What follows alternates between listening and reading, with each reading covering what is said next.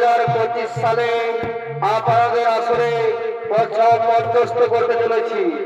যদি এই পালার মধ্যে নাচে গানে তালে সুরে কিছু ভুল হয়ে থাকে তাহলে নিজ গুণে ছোট ভাই বলে ক্ষমা করে দিবে।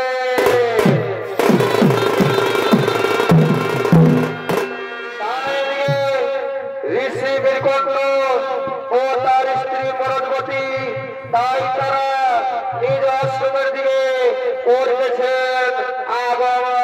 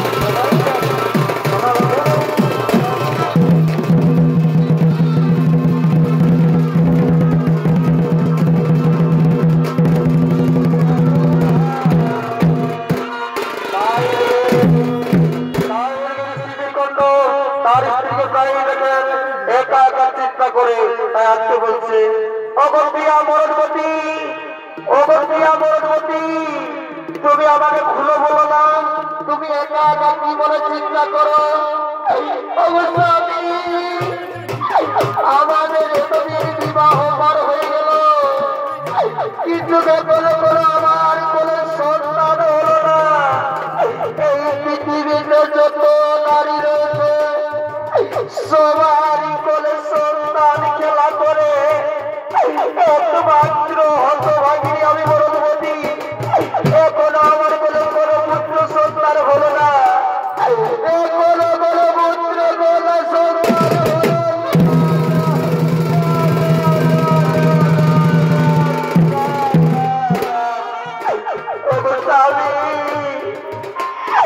আমি কি মাতৃত্বের লাভ পাবো না, আমি কি কোনদিন মা ডাক শুনতে পারবো না, তুমি আমায় একটি বারও বলো না, আমি কি মা ডাক শুনতে পারবো না।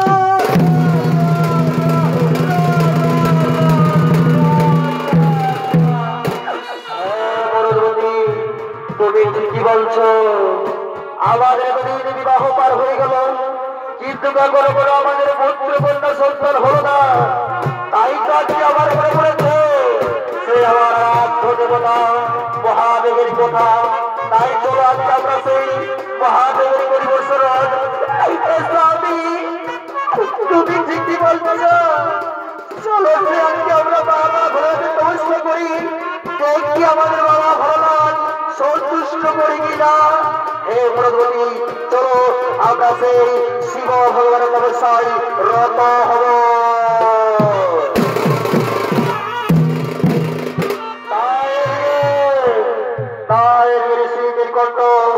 ও তার স্ত্রী মরণবতী, তাই তারা শিব ভগবানের পূজায় রত হলে।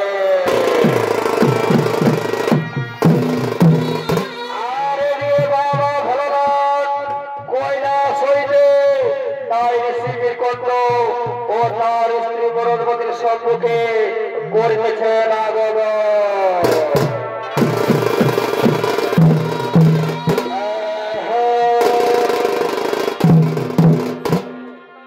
জয় শিব শঙ্কর, ওম নমঃ শিবায়,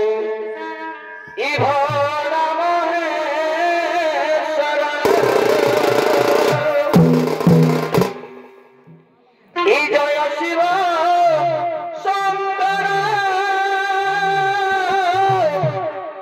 ভোলা মহেশ্বর, ওম নমঃ শিবায়, জয় জয় জয় প্রভু, অনাথ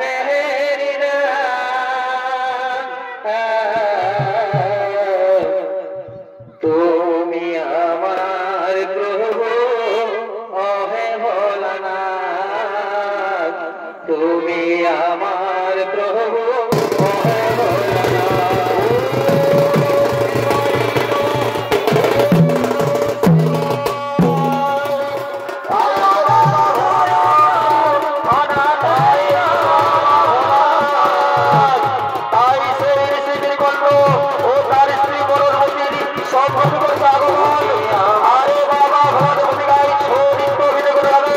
রাহুল চন্দ্র নায়ক।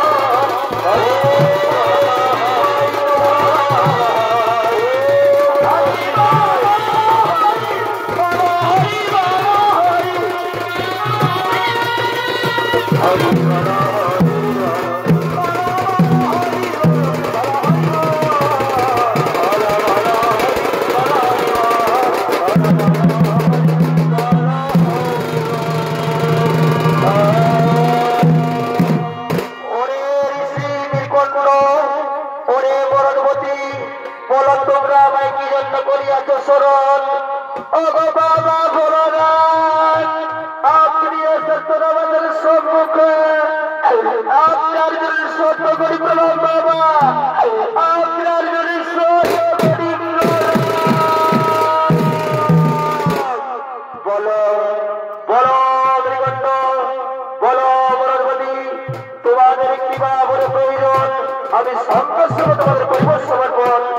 ও গো বাবা ভোলানাথ, আমাদের কোনো মনে নাহি প্রয়োজন বাবা, আমাদের নদীর বিবাহ পার হয়ে গেল, কিন্তু কোনো কোনো আমাদের পুত্র সন্তান হল না বাবা, তাই তো পুত্র কামনা হেতু আপনার করিয়াছি স্মরণ, পুত্র কামনা হেতু আপনার করিয়াছি স্মরণ। এই কথা বলো ঋষি মৃগণ্ড, বলো বনবতী, তোমরা কি পুত্র চাও? স্বল্পাও জ্ঞানী পুত্র চাও, নাকি মূর্খাও দীর্ঘাও পুত্র চাও? বনবতী, একই বাবা ভগবান কহিল, আমরা তো মূর্খ পুত্র নেই চাই, স্বল্পাও হলো আমরা জ্ঞানী পুত্রই চাই। স্বামী, তুমি ঠিকই বলছো, আমরা সে মূর্খ পুত্র নেই চাই, স্বল্পাও হলো আমরা জ্ঞানী পুত্রই চাই। তুমি বাবা ভগবানের কাছে জ্ঞানী পুত্রের কামনাই করো। হে বনবতী, তুমি ঠিকই বলছো, আমি বাবা ভগবানের কাছে জ্ঞানী পুত্রই কামনা করবো। ও বাবা ভগবান, আপনি আমাদের জ্ঞানী পুত্র আশীর্বাদ করো বাবা, আপনি আমাদের জ্ঞানী পুত্রের আশীর্বাদ করুন। তথাস্তু বংশ, তোমার স্ত্রী বনবতীর গর্ভে 10 মাস 10 দিন পর এক শিশু পুত্রের জন্ম হবে।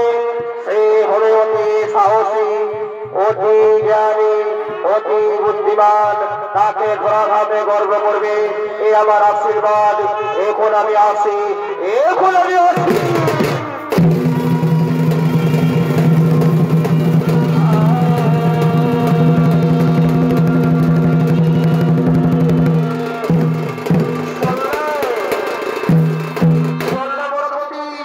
বাবা ভগবতী কহিল, স্বামী এ স্বামী, আমি শুনলাম বাবা ভগবতী কহিল, আজকে কি আমার আনন্দ, আমি মা হব, আমি মা ডাক শুনতে পারবো, আজকে কি আমার আনন্দ।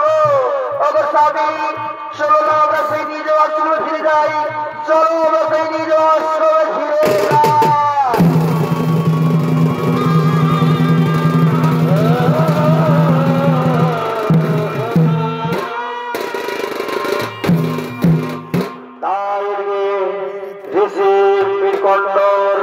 পত্নী বনবতীর গর্ভে 10 মাস 10 দিন পর এক শিশু পুত্রের জন্ম হলো বাবা ভোলানাথের আশীর্বাদে। কিন্তু তারা আকাশ বাড়িতে জানতে পারলেন, তারা কিন্তু ধ্যান যোগে জানতে পারলেন যে তার বয়স স্বল্প, তার মাত্র আয়ু 16 দিন। তাই তারা যখন জানতে পারলেন যে এই শিশু পুত্রের আয়ু 16 দিন, তাই তারা যার আশীর্বাদে পেয়েছে, তাই তারা কন্ট্রোল করতে করতে কৈলাসের দিকে দৌড়িতেছেন।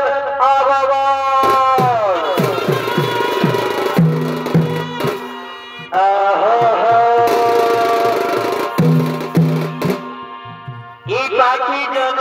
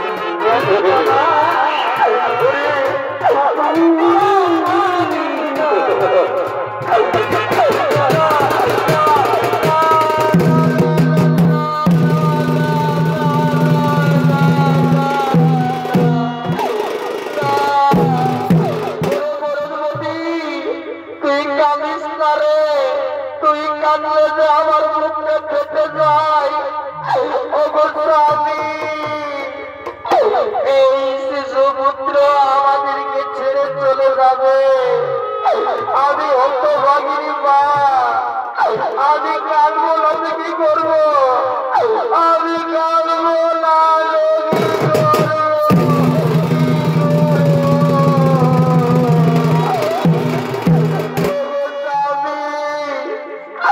আমি এই শিশু পুত্রকে নিয়ে আর কৈলাসের দিকে হাঁটতে পারছি না। আমার খোদার জ্বালায় পুত্র চিন্তায় প্রাণ যায় যাই করে, প্রাণ যায় যাই করে।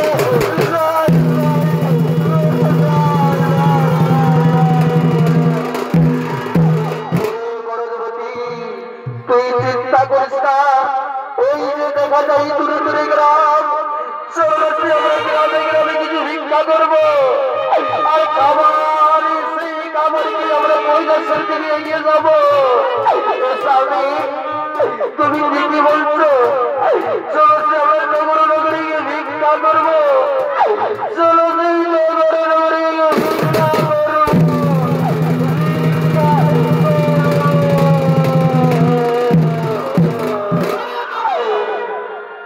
ভিক্ষা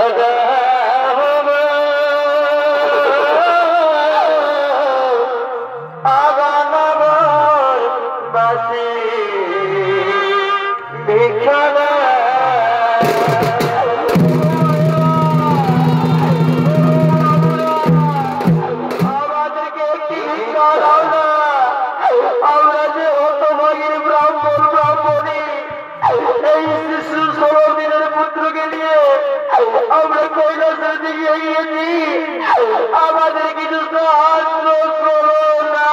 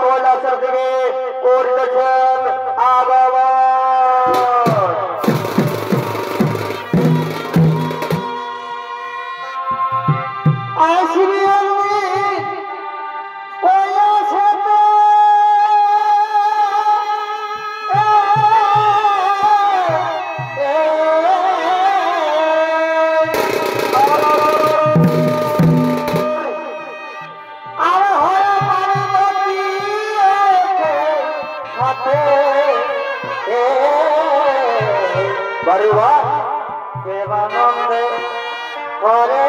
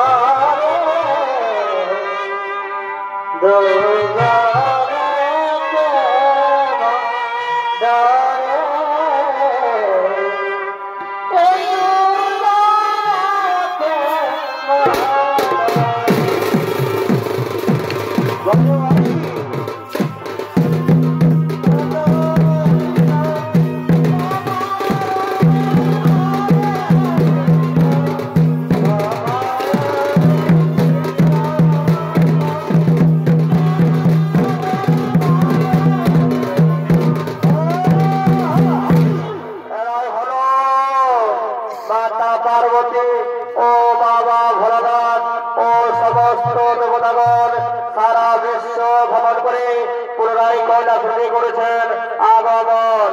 আরে বাবা ভোলানাথের ভূমিকায় চরিত্র অভিনয় রাহুলচন্দ্র নায়ক ও মাতা পার্বতীর ভূমিকায় চরিত্র অভিনয় করেন শিবান্ত মন্ডল।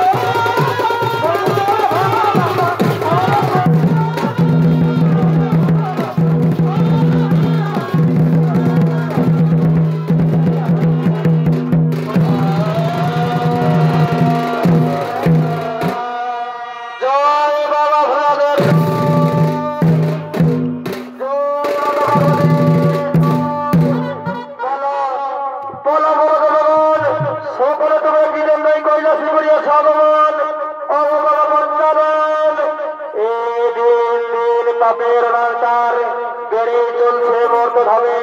তাই তো আমরা সেই ধর্ম স্থাপনা করতে চাই খাবা, আমরা ধর্ম স্থাপনা করতে চাই। হ্যাঁ হ্যাঁ, এ দেখুমতি অত্যন্ত স্থান, যাও যাও যাও, তুমি নগরে করে ধর্ম স্থাপনা করো যাও।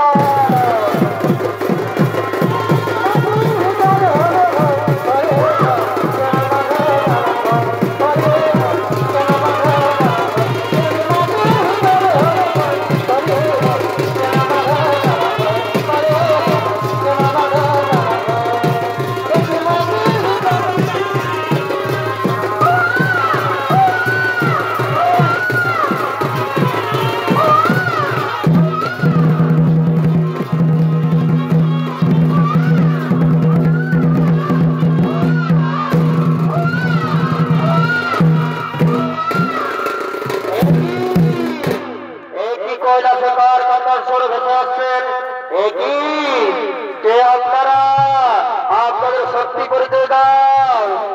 ও বাবা ভোলানাথ, আমি হলাম ঋষি বীরকণ্ঠ, এ হলো আমার সহধর্মিনী বরদবতী।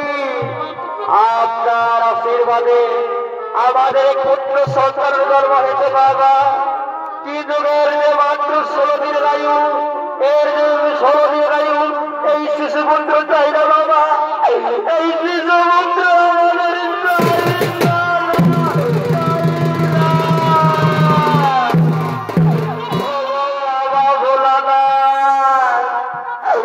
আমাদের আমার কি ভুল করেছিলাম আপনার পূজায় বাবা, যে তুমি আমাদের এত বড় সাজা দিলে ঠাকুর। আমাদের পুত্র যদি দিলেন বাবা, তার যে মাত্র 16 দিনের আয়ু, এই 16 দিনের আয়ু আমরা পুত্র চাই না। আমরা তাই মনে স্থির করেছি এই 16 দিনের শিশু পুত্রকে, আমার সোনার মালিককে আপনার চরণে অর্পণ করবে বাবা। আপনার চরণে অর্পণ করে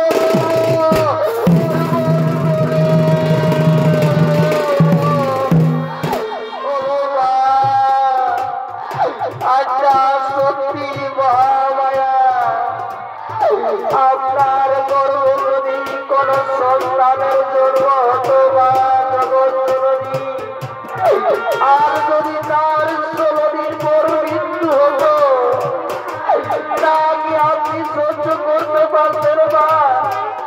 আপনি এই বলুন না, আপনি কি সহ্য করতে পারবেন?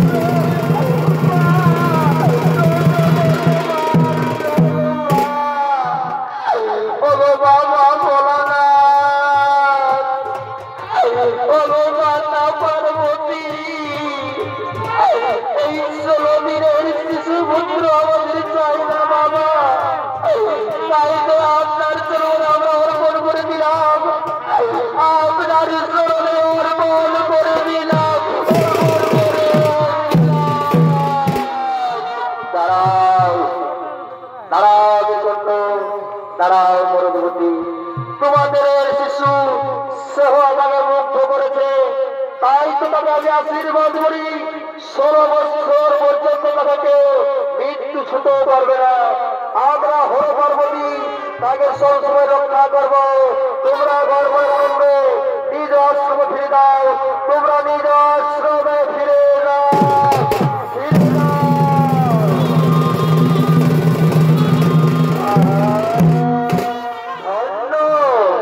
ধন্য ধন্য পার্বতী, ধন্য তোমার মহিমা, ধন্য তোমার দয়া। এই জন্য তোমাকে জগৎ জননী বলা হয়, এই জন্য তোমাকে জগৎ জননী বলা হয়।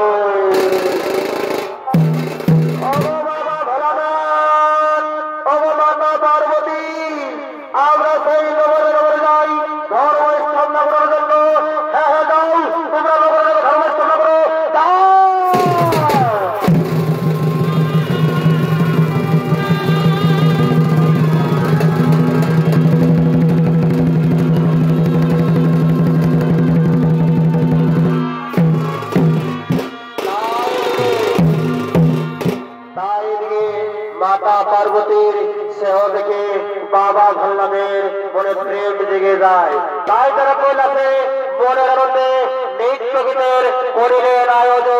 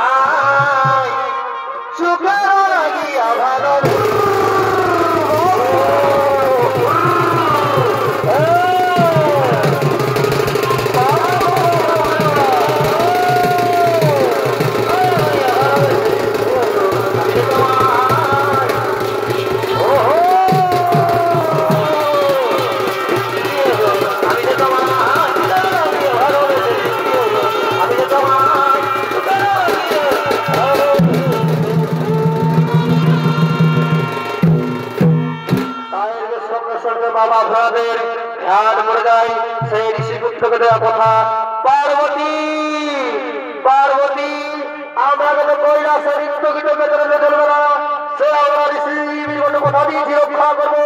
চলো সে আমরা মোর ধামে চলে যাই, চলো সে আমরা মোর ধামে চলে যাই।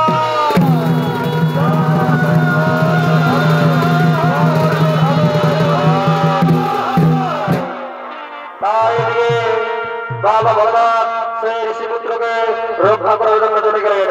আর এদিকে মীরকণ্ঠ ঋষির পুত্র মারকণ্ড তার আজকে 16 বছরে পরিপূর্ণ হয়ে পিতার আদেশে তাই তিনি শিব ভগবানের পূজা করার জন্য করিতেছেন গঙ্গার তীরে আগমন।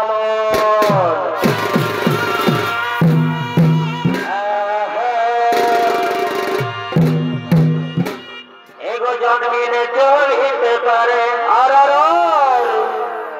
আমি জয়তা বলি পারে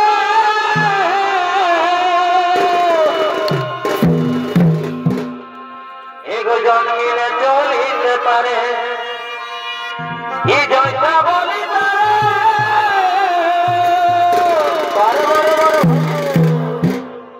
আমি চলিলে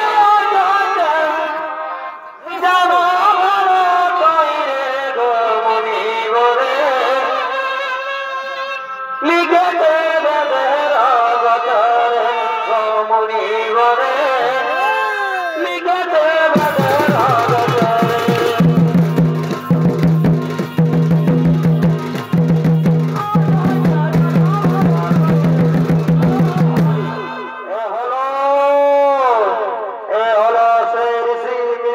পুত্র মারকণ্ড তাই আজকে 16 বছরে পরিপূর্ণ হয়ে তাই এরা ধন্যবাদ শিব ভগবানের পূজা করার জন্য গঙ্গার তীরে করেছিল আগমন।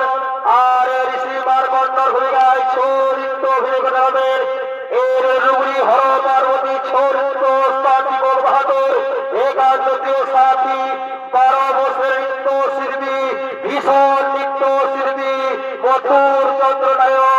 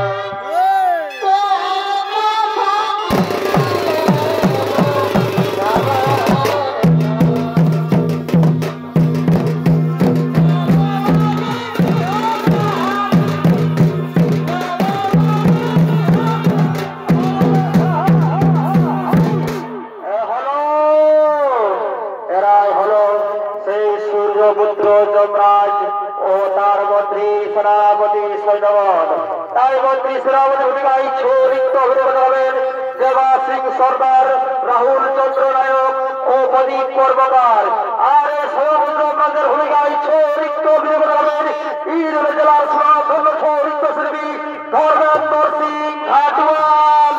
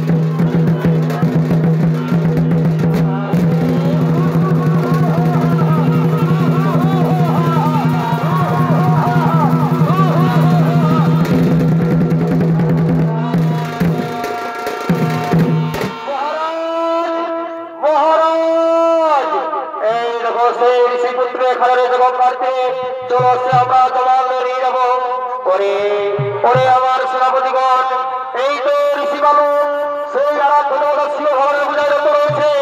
যদি কোনো ব্যক্তি সেই যদি কোনো ভগবানের পূজায় থাকে রত, তাকে যদি জমানো নিয়ে যাওয়া হয় তাহলে সেই ভগবানের অপমান করা হয়। মহারাজ, আপনি তো সব ধর্মরাজ, আপনি তো সব ধর্মরাজ, তুমি তোমার নিজের কাজ পালন করছো। চলো সেই জমানো নিয়ে যাবো শিশু বালককে। হ্যাঁ হ্যাঁ, তোমরা ঠিক বলছো, চলো সেই জমানো নিয়ে যাবো।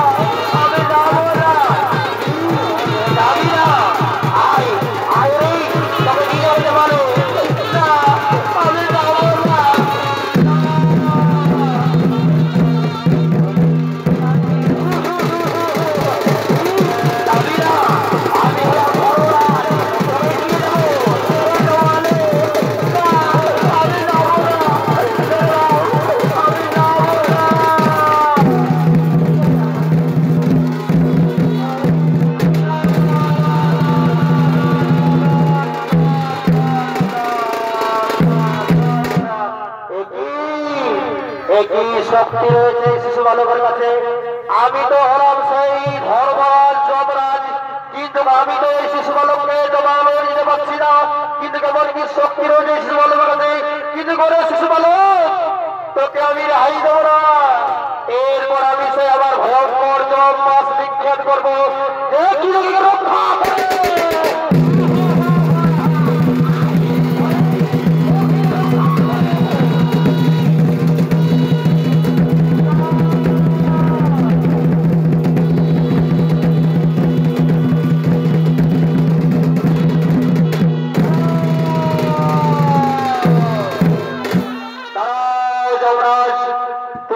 করতে চলেছ।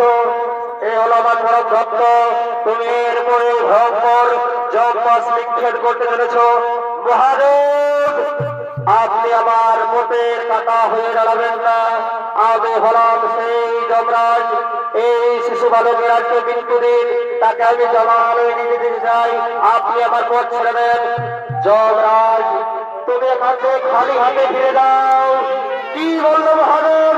আমি এখান থেকে খালি হাতে ফিরে যাবো, তাহলে ধরো অস্ত্র করুন, দেখি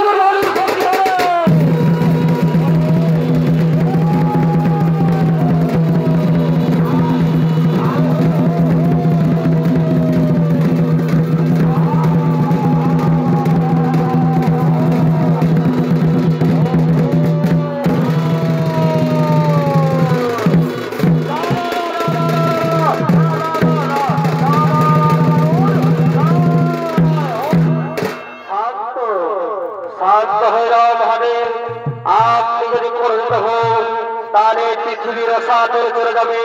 এই পৃথিবীর রসাতলে চলে যাবে। আমার বড় ভক্তকে জব মাছ নিক্ষেপ করছিল, সেই জব তাকে তুমি ক্ষমা করে দাও মহাদেব, তাকে তুমি ক্ষমা করে দাও। তাই সঙ্গে সঙ্গে যমরাজ বলছেন, ওগো প্রভু নারায়ণ, ওগো প্রভু নারায়ণ, আমি তো নিজের দায়িত্ব পালন করছি, কিন্তু মহাদেব আমার পথের কথা হয়ে রয়েছে। আমি কে সেই ঋষিপুত্রকে নিয়ে তাই জমানো, আজকে তার মৃত্যু দিন। সঙ্গে সঙ্গে মহাদেব বলছেন, ও যমরাজ, এই ভক্তকে আমি আজকে মহাবিদণ্ডে মন্ত্র করব না, তার জল খাতা থেকে তার পাপ মুছে দেবো, তার কোনদিন হবে না মৃত্যু। আরে আমার কোন ভক্তকে আজকে আমি সঙ্গে সঙ্গে মহাবিদণ্ডে মন্ত্র হরিরাম নাম,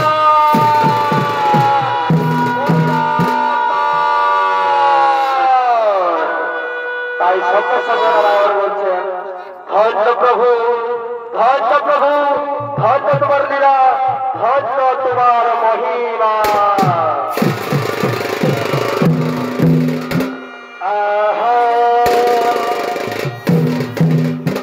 শ্রীকৃষ্ণ গোবিন্দ হরে মুরারি।